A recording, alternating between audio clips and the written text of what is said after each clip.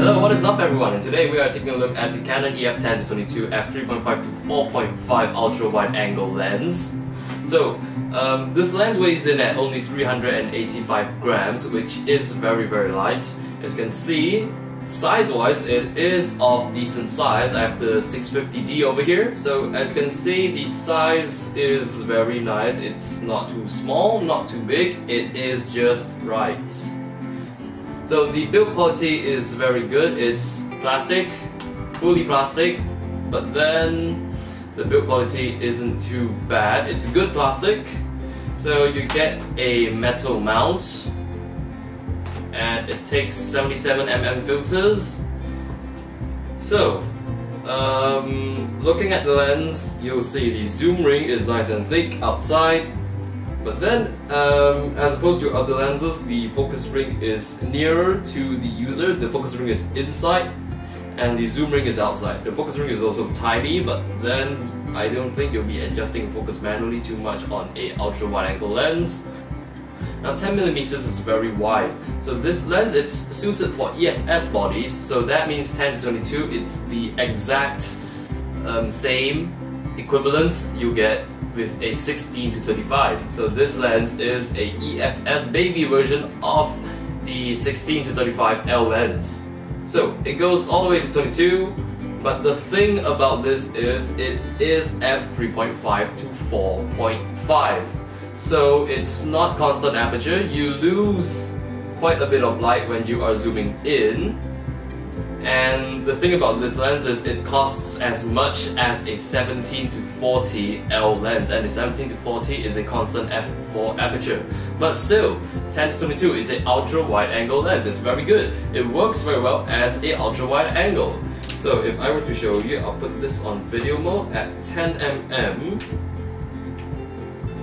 Now if I were to film myself here, one moment. Right.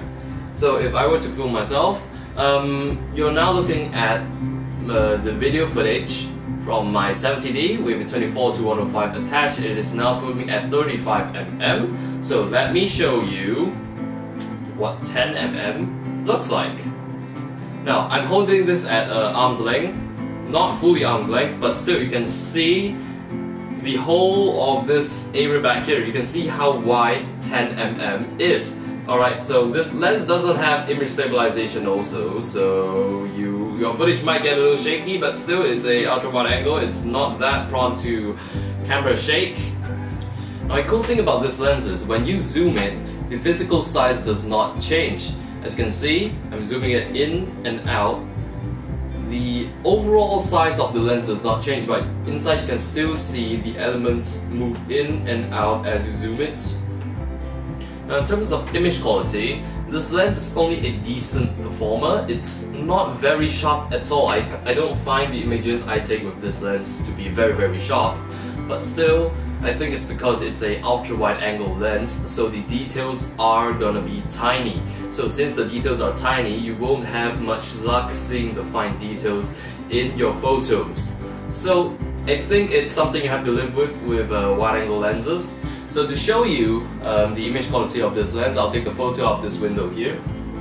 I'll just open the window. Alright. So this photo was taken at f8, so one thing to know about this lens is that stop-down improvement isn't that great, it's minimal.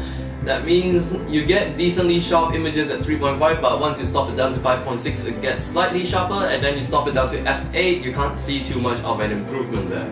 So that's something to note. And also you get crap loads of chromatic aberration, especially at 10mm. But after all, it is at 10mm, you are pushing the lens to its limits, so it is not out of the blue that you get a lot of chromatic aberration and of course some vignetting. But still, this lens has very good usability. In fact, it's one of my most frequently used lenses. It's very versatile. The wide angle comes in very handy. So it's also very lightweight, so it's great to be used with something like a glide cam. It's great to be used with glide cam. This is my go-to lens when I'm glide camming, so that's something to take note of if you are a glide cam user. So that's pretty much it about this lens. It's not off the scale awesome, it's not crap, it's somewhere in between. It's mediocre, it's a mediocre lens. So it is a little bit overpriced if you ask me. For the same price of a 17-40, you can get a L lens for the same price. But still, if you need the ultra wide angle on a cropped censored body, go for this lens because it is the only lens Canon has to offer. Of course, you can go for the Canon 11-16, but still, it's just your own preference really. So this has been my review of the Canon EF-S 10-22 lens. Thank you all for watching. I'll see you all in the next video.